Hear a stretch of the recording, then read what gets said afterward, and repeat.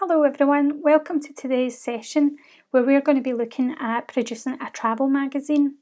For this week's session I decided to complete that within Lucidpress just to give a wee bit of balance so that it kind of maybe helps people who are using free online platforms as well. But all skills are obviously transferable again within InDesign and other platforms. So regardless of what platform you've chosen, you'll still be able to follow along today. All resources are available within the Teams area, within Files, as well as the Moodle portals as well. So let's get started. So once you've actually signed up to Lucidpress, so make sure that you do sign up for a free account. And what we are looking to do is you'll basically be faced with this area here, and we're looking to start a document from scratch. Okay, once you've done that, your page will basically load up in a little moment. And the first thing that we need to do is essentially set up our pages.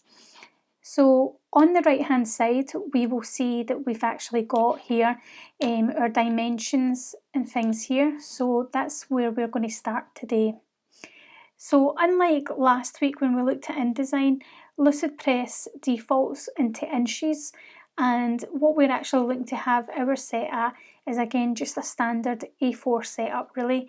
So the default that it actually tends to land on of 8.5 by 11 is actually the correct standard size that we're looking for. So we know that we're good to go here, but the only thing we do need to make sure that we are changing here is changing it over to spreads, because again, same as last year, due to it being a magazine, we want to have that opening and closing function for this as well. And the default here for margins within this particular document again is fine. It's at 0.5 inches, so we're absolutely okay with that. So let's get started now that we've got our main document here all organised. The next thing I do want to make sure that I've actually done here is make sure that I actually name my document. So I'm going to name mine. Feel free to name it whatever you like, whatever helps you, but I'm just going to call mine Student Magazine. Obviously, really important that you make sure you save your work. So in the next step, we're going to work on getting our first front cover page organised, so getting our image in as well as our main headings as well. Alright, so on our first page, on our cover page, the first thing that we're actually going to work on is actually getting our images into Lucidpress. And again, that's going to vary in terms of your front page depending on what platform you're actually using. I have provided all assets, so all images that's required. So if you're using a platform, perhaps like InDesign, make sure that you've got access to those files first of all. But the majority of these files for this project actually came from Lucidpress. So for people working within Lucidpress, no doubt they would be able to actually just search for the images and they would find them through the means of the search function that we've actually got within here using Unsplash. You can just basically change this to Unsplash and then you can search for the item that you're looking for. But I have provided those in any case, so if you do need to upload them, again, just make sure that you go to the Manage section and select Upload. Okay, so the first thing we're going to do is make sure that we have got our rectangular shape to make sure that we get our image actually in here. With Lucidpress particularly, which is different to InDesign, you can actually import the images without having a box, but I think it is good practice to do it as well. And again, within InDesign, you will need to make sure that you use that rectangular box the same as you did last week, and then File in place. But within Lucidpress, once we've got our box here, all we need to do is come over to the Fill area, select that, and down here you'll actually see that we'll get the option for an image, and we're going to choose image. And for our front cover, we're going to go for this mountain backpacker. So again, if you happen to be someone that is working within Lucidpress, you could just use Unsplash and search for that item. But I've actually chosen to, take the files, upload them to my area within Lucidpress, and I'm just going to select to insert that. So give it a moment, it's came up. For some reason within Lucidpress it seems to put it in twice, so again I'm just going to delete out that spare one.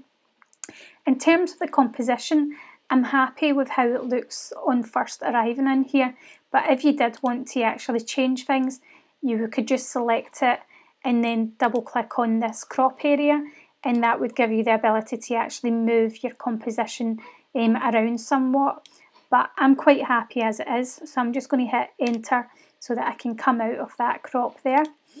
And then the next thing I'm just going to do is just check that it is actually overlapping the entire area that I need it to be in. So again, I'm just double checking this until I get it fairly happy. So I'm quite comfortable with that there. So now it's time to start getting in our main heading so it looks a little bit more like a magazine. So it's now time to start actually incorporating some text on our front cover page here. So I'm going to start by coming up with an actual title for the magazine. I've chosen to give the title of mine's Student Travel, but you know, you can be creative, you can maybe think of something a little bit better for yours. But how I would go about starting to put this together, again within the Lucidpress I'm using my type tool. And again, that should be the same, you know, regardless of what platform that you're actually choosing. So I'm selecting a type tool, and because it is a heading, I'm going to go for the heading option here within Lucidpress. And then I'm just going to start typing in the words that I've got here for my title. And I'm just going to do it in 2 stages. So I've got student here. I'm going to make my box bigger to start with and select everything. And then I'm going to have a wee look at the fonts that's actually available. And because it's a heading, I'm kind of deciding, you know, going through this and thinking what's going to really work well, what's going to stand out. And again, this may, you know, differ depending on what platform you're on, but you choose a font that you feel works for you based on your platform. But within Lucidpress, for me personally, I like Chunk 5, but again, I'm quite happy to have you put your own interpretation on that and choose your own font as well. In terms of the font size for my main heading, I do want that to be fairly large. Within here, you'll notice it only comes up to 96 points, whereas I want to have it even higher than that. I'm going to actually go for 122. So again, it should allow us to just input that manually. And what I'm going to do is actually change the colour of this as well, just to kind of get it looking a little bit different too. And I'm going to try it on this blue colour. As always, I would say experiment with it and see what sort of works for you. So I'm just going to extend this box as well so that it fits the entire word here as well. And then I'm using my guides, and again Lucidpress also provides you with these handy guides that shows the snapping when it's actually in the middle. So that's me got my very first you know, part of my heading actually in here. Just to point out as well, if you highlight this and come over here, especially to the text options, you can actually press this more and you can actually get up further formatting tools there as well, just similar to how it works in the paragraph area of InDesign. So again, I would leave that choice up to you whether you feel that you need to add in a little bit of indentation or a bit of padding. You could even add things like a highlight at the back. I'm not saying to go for that colour or anything, but perhaps, you know, for other sections or other work that you maybe do in the future, that may be something that you want to explore. For our second heading, part of the main heading for the cover page, I'm going to use this subheading section here, and I'm just going to put in my second word here, and I'm just calling it travel. Again, I'm going to highlight it, and I'm just going to match up these fonts because I still want to use the same font here, but I don't want, you know, the second part of my heading to be the same size necessarily. So I'm going to just go through and see what I think actually is going to work here. Let's have a look. Not quite there. Okay, so I'm going to go for 72, and this time I am going to go for a different colour just to make it kind of punch out a wee bit. I'm going to try white. Again, I'm just going to tighten up my boxes ever so slightly, and then we'll get this actually into the appropriate place. And I'm just going to again use my margin guides here to line things up so that things are aligned nice and neatly here. And I'm fairly happy at that for the front cover. A really kind of simplified sort of main cover. Again, what I'll do this time is I'm just going to add in a price for my magazine this time. I'm going to call it £4. And again, I'm just going to change the colour here, and I'm opting for white again.